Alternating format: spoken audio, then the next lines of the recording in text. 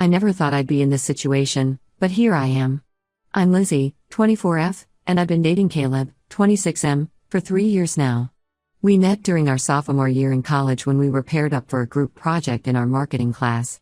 I remember being impressed by his creativity and work ethic right from the start. We spent countless nights in the library, working on our project and getting to know each other. By the time we presented our work, I was already falling for him.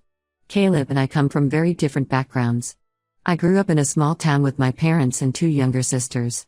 My dad owns a local hardware store and my mom is an elementary school teacher. We didn't have much growing up, but we were happy. Caleb, on the other hand, comes from a wealthy family in the city. His dad is a successful lawyer and his mom is a pediatrician.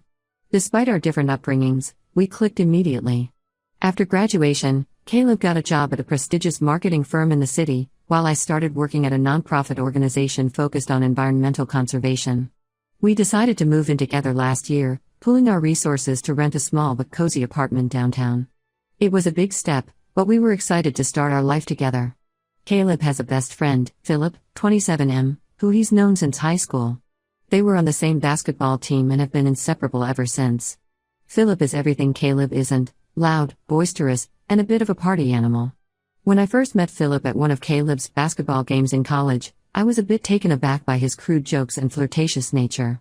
But Caleb assured me that Philip was a good guy underneath it all, and I grew to accept him as part of our lives. Philip would hang out at our place pretty often, sometimes dropping by unannounced. At first, I found it a bit annoying, but I knew how important Philip was to Caleb, so I tried to be accommodating. Philip was always friendly towards me, often complimenting my cooking or asking about my work at the nonprofit. About 6 months ago, I started noticing Philip acting differently around me. It was subtle at first. He'd make comments about how good I looked in a particular outfit, or he'd find reasons to touch my arm or back when talking to me. I brushed it off initially, thinking it was just Philip being his usual flirty self. Things started to get more uncomfortable when Philip began showing up at our apartment more frequently, especially when he knew Caleb would be working late. He'd bring over beer or takeout, insisting on keeping me company. I didn't want to seem rude, so I'd let him stay, but I always made sure to keep a distance. One night, things took a turn for the worse. Caleb was out of town for a work conference, and I was home alone catching up on some Netflix shows. Around 9 p.m., there was a knock at the door. It was Philip, clearly already a bit drunk, holding a 6-pack of beer. He said he was in the neighborhood and thought I might want some company. Against my better judgment, I let him in. We had a couple of beers and started watching a movie. As the night went on, Philip kept inching closer to me on the couch. I tried to subtly create more space between us, but he wasn't taking the hint. Suddenly, during a quiet moment in the movie, Philip turned to me and tried to kiss me. I immediately pushed him away and told him to leave. The next day, Philip called me repeatedly. When I finally answered, he begged me not to tell Caleb. He said it was a drunken mistake and swore it would never happen again. I was torn. I didn't want to keep secrets from Caleb, but I also didn't want to blow up his friendship with Philip. After all, they'd been friends for over a decade. Against my better judgment, I agreed to keep quiet as long as Philip backed off. For a while, things seemed to go back to normal. Philip kept his distance, and I tried to forget the incident ever happened. I threw myself into work, taking on extra projects at the nonprofit. Caleb was busy with a big campaign at his firm, so we didn't see as much of each other as usual. I told myself that once things calmed down, I'd find a way to tell Caleb about what happened with Philip. But then last week, everything blew up. Caleb's firm was celebrating landing a major client, and they threw a big party. All employees were encouraged to bring their partners, and many brought friends as well. Of course, Philip was there. Throughout the night, I noticed Philip watching me. Every time I looked up, his eyes were on me. It made me incredibly uncomfortable. I tried to stay close to Caleb, but he was busy networking with colleagues and clients. At one point, I excused myself to use the restroom. When I came out, Philip was waiting in the hallway. He cornered me, saying he couldn't stop thinking about me, how Caleb didn't deserve me, and how we should be together. I told him to back off, but he grabbed my wrist and tried to pull me closer. Just then, Caleb walked around the corner and saw everything. The look on his face, a mix of shock, hurt, and anger, is something I'll never forget. He immediately shoved Philip away from me, and they got into a huge fight. There was yelling and pushing, and eventually, other people at the party had to pull them apart. The ride home that night was silent. When we got to our apartment, Caleb finally spoke. He demanded to know what was going on between Philip and me. I broke down and told him everything, about the night Philip tried to kiss me, about my decision to keep it quiet, about how uncomfortable I'd been feeling around Philip for months. Caleb was furious. He couldn't believe I'd kept this from him for so long. He said he felt betrayed not just by Philip, but by me as well. He stormed out of the apartment and didn't come home that night. Now everything's a mess. Caleb has been staying at his brother's place for the past few days. When he does come home to get clothes or other things, he barely speaks to me. Philip, on the other hand, won't stop trying to contact me. He keeps making new social media accounts to message me after I block him, alternating between apologies and declarations of love. I feel terrible for not telling Caleb right away. I really thought I was doing the right thing by trying to preserve their friendship. I was afraid that if I told Caleb, he wouldn't believe me, or worse, he'd blame me for leading Philip on somehow. Now I'm afraid I've ruined everything. I miss the life Caleb and I had before all this happened. I miss our lazy Sunday mornings making pancakes together, our evening walks in the park near our apartment, the way he'd surprise me with my favorite takeout after a long day at work. I'm scared that I've lost all of that because of one stupid decision. I don't know what to do. Should I have told Caleb about the first incident right away? Is there any way to fix this, or have I screwed everything up for good? How do I get Philip to leave me alone? I'm lost and could really use some advice. Update 1, it's been about a month since my last post, and a lot has happened. First, I want to thank everyone for their advice and support. Reading your comments really helped me gain perspective on the situation and gave me the courage to take action. After a lot of soul-searching, I realized I needed to take responsibility for my part in this mess. I couldn't change what had happened, but I could be honest about everything moving forward. I reached out to Caleb and asked if we could meet to talk. To my relief, he agreed. We met at a quiet coffee shop, neutral ground where we could have an open conversation without the memories and emotions tied to our apartment. I told Caleb everything, about the first incident with Philip, why I kept it quiet, and how I now realize that was a huge mistake. I explained how uncomfortable Philip had been making me feel for months, and how I'd been too afraid to speak up about it. Caleb listened quietly, his face a mix of emotions. When I finished, he was silent for a long moment. Then he started to talk. He told me how hurt and betrayed he felt, not just by Philip's actions, but by my silence. He said he felt like an idiot for not seeing what was happening with his supposed best friend. But he also admitted that he'd always known Philip could be a bit of a player, and he felt guilty for not taking my discomfort around Philip more seriously. We had a long, emotional conversation about trust and communication in our relationship. We both realized we had work to do, me in being more open and honest, even when it's difficult, and Caleb in being more attentive and supportive. In the end, Caleb said he wants to work things out, but it's going to take time to rebuild trust. He moved back into our apartment, but things are still tense.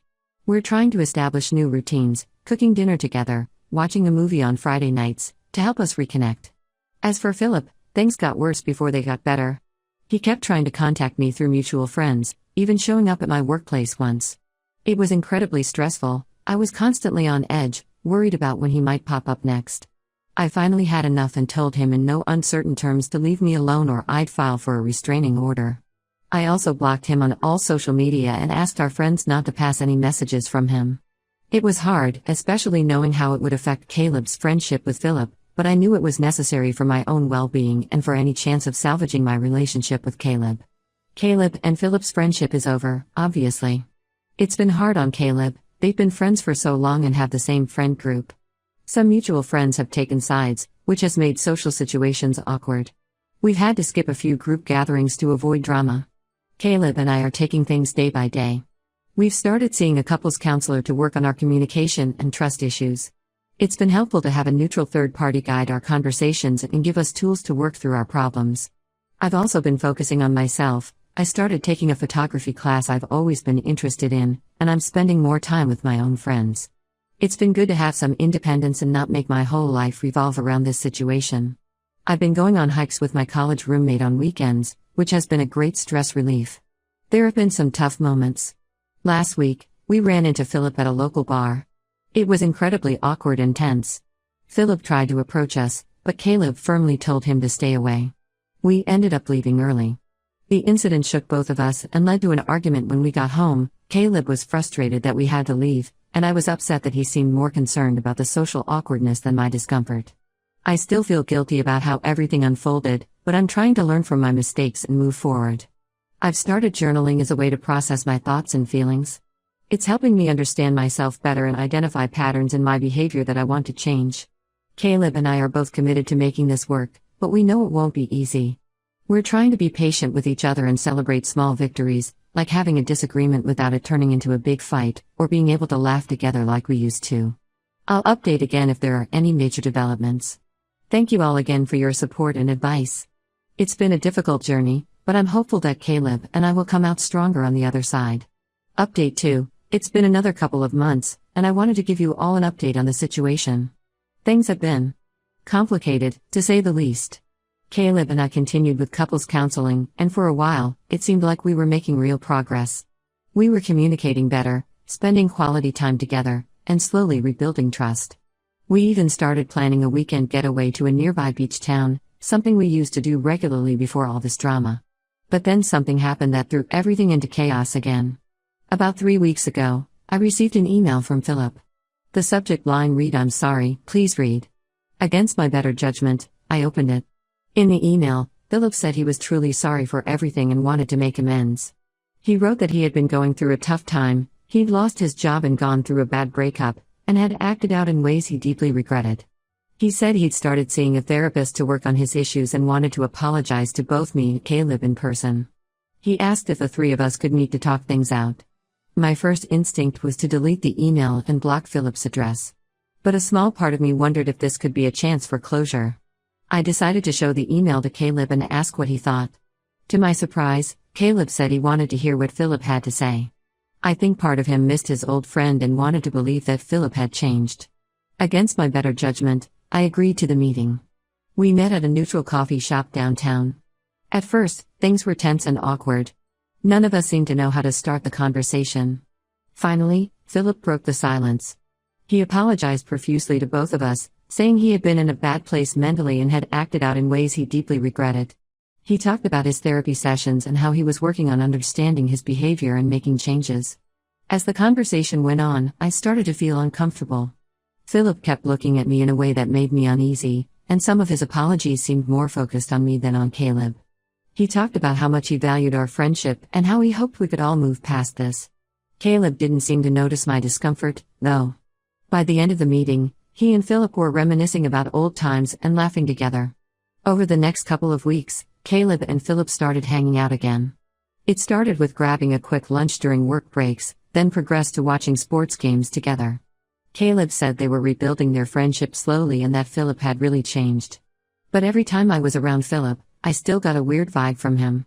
He never did anything overt, but little things, lingering looks, standing too close, finding excuses to touch my arm or shoulder, made me feel like his feelings hadn't really changed. Once, when Caleb left the room to take a phone call, Philip leaned in and whispered, "I'm so glad we're all friends again. I've missed you." The way he said it sent chills down my spine. I tried to talk to Caleb about my concerns, but he accused me of being paranoid and holding a grudge. We had a big fight about it, with Caleb saying I was trying to control his friendships and that I needed to learn to forgive. He said that if I couldn't move past this, maybe I was the one who needed therapy. He stormed out and spent the night at Philip's place. Now I don't know what to do. Am I overreacting? Should I trust that Philip has changed and try to move past everything? Or should I trust my gut that says he's still not over his feelings for me? The whole situation has brought up old insecurities for me. In high school, I had a friend who ended up dating my boyfriend behind my back. When I confronted them, they both gaslit me, saying I was being paranoid and seeing things that weren't there. It took months for the truth to come out, and by then, my self-esteem was in shreds. I can't help but wonder if I'm letting that past experience cloud my judgment now. Caleb and I were doing so much better, and now it feels like we're back at square one. The beach trip we were planning is off the table. Instead of spending our weekends together, Caleb is often out with Philip or other friends. When we are together, there's a tension in the air that wasn't there before. I'm lost and could use some advice. Should I try to accept Philip back into our lives for the sake of my relationship with Caleb? Or should I stand my ground, even if it means potentially losing Caleb? How do I trust my own judgment when Caleb is so convinced that I'm wrong? Update 3. I want to thank everyone for their support and advice on my last update. Your comments really helped me see things clearly and gave me the courage to take action. After our fight, I took some time to really think about the situation. I went for long walks in the park where Caleb and I used to spend our Sunday afternoons, trying to clear my head and figure out what I really wanted. I realized that regardless of whether Philip had changed or not, I wasn't comfortable with him being in our lives. The trust was broken, and I didn't want to constantly be on edge or second-guessing things. I decided to have one final conversation with Caleb. I asked him to meet me at our favorite coffee shop, the place where we had our first date back in college. When he arrived, I could see the wariness in his eyes, but he sat down and agreed to listen. I started by apologizing for not being more open about my feelings earlier. I explained that my past experiences had made it difficult for me to trust my own judgment, but that I was working on that. Then I told him that while I understood he missed his friend, I couldn't continue in a relationship where I felt my feelings and concerns were being dismissed. I talked about how Philip's presence was damaging to my mental health and our relationship. I reminded Caleb of all the progress we'd made in therapy before Philip came back into the picture, and how quickly things had deteriorated since then. I told him that I needed him to make a choice, not between his girlfriend and his best friend, but between a healthy relationship and one filled with doubt and discomfort. It was a difficult conversation. Caleb was defensive at first, accusing me of making him choose and not being willing to forgive. But as we talked more, he started to see how the situation was affecting me. He admitted that he had been so eager to get his old friend back that he had been ignoring red flags. We talked for hours, revisiting the entire situation from the beginning. Caleb finally acknowledged that Philip's behavior had been inappropriate from the start, and that he should have taken my concerns more seriously. He also realized that his own desire to reclaim his old friendship had blinded him to the potential consequences. In the end, Caleb agreed that rebuilding a friendship with Philip wasn't worth risking our relationship. He promised to cut ties with Philip and focus on us. It was a relief, but I know it won't be easy for him. Losing a longtime friend, even one who's betrayed you, is never simple. As for me, I've decided to start seeing a therapist on my own to work through my trust issues and anxiety from this whole situation. I realize now that keeping quiet about the first incident with Philip was a result of my own insecurities and fear of conflict. I want to be stronger and more assertive in the future, both for myself and for my relationship. Caleb and I are taking things one day at a time. We're continuing with couples counseling and working on rebuilding our relationship. It's not perfect, we still have moments of tension or doubt. Sometimes Caleb gets quiet and distant, and I know he's thinking about the friendship he's lost. Other times, I find myself hesitating to share my thoughts, afraid of starting another argument. But we're both committed to making it work. We've started having weekly check-in conversations where we discuss our feelings openly. We've also been trying new activities together. We joined a cooking class and have been exploring different neighborhoods in our city on the weekends. Last week, we ran into Philip at a local restaurant. It was awkward, but Caleb firmly told Philip that while he wished him well, they couldn't be friends anymore. I was proud of Caleb for standing his ground, even though I could see how much it hurt him. I've learned a lot from this experience about the importance of trusting my instincts and communicating openly, even when it's difficult. I've also realized the value of setting boundaries and sticking to them, even when it's uncomfortable. Thank you all again for your support throughout this journey. Your advice and encouragement have been invaluable. I hope this update finds you all well, and I'll be sure to post again if there are any significant developments in the future.